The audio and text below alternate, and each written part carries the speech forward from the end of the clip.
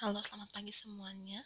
Pada bagian ini saya akan membahas mengenai bagaimana kita menentukan suatu error dari suatu guideline ya. Ini ada guideline dari NCC MERP Index, sehingga kita bisa menentukan apakah ini perlu dimonitor ataukah ada intervensi lebih lanjut gitu ya. Oke, yang pertama kita mulai ya. Ketika adanya suatu kejadian yang memungkinkan atau kira-kira menyebabkan error, yang pertama dilihat dulu apakah errornya itu terjadi. Apabila tidak terjadi, maka dia kategorinya A ya. Kemudian apabila terjadi, dilihat apakah error tersebut sudah mencapai pada pasien. Apabila sudah tercapai, maka lanjut ke guideline yang bawah. Tapi apabila tidak mencapai pasien, maka masuk kategori B. Kemudian, apabila terjadi error yang menyebabkan kematian pasien, maka langsung kategorinya I. Jika tidak, maka lihat tingkat bahaya yang ditimbulkan pada pasien. Apakah pasien mengalami bahaya?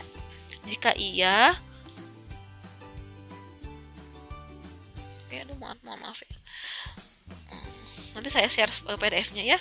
Ini saya agak sedikit kesulitan. Nah, di sini jika iya pasien mengalami bahaya, dilihat apakah membahayakan sepanjang umur hidupnya. Maka jika iya, dilihat pasien bahaya itu apakah permanen atau tidak. Jika permanen, maka dia kategorinya G. Jika tidak permanen, maka kategorinya H. Oke. Apabila tidak membahayakan seumur hidupnya, dilihat lagi apakah bahayanya temporer atau tidak. Jika temporer, maka dilihat perlu rawat inap atau tidak. Kalau perlu rawat inap, maka kategorinya F ya.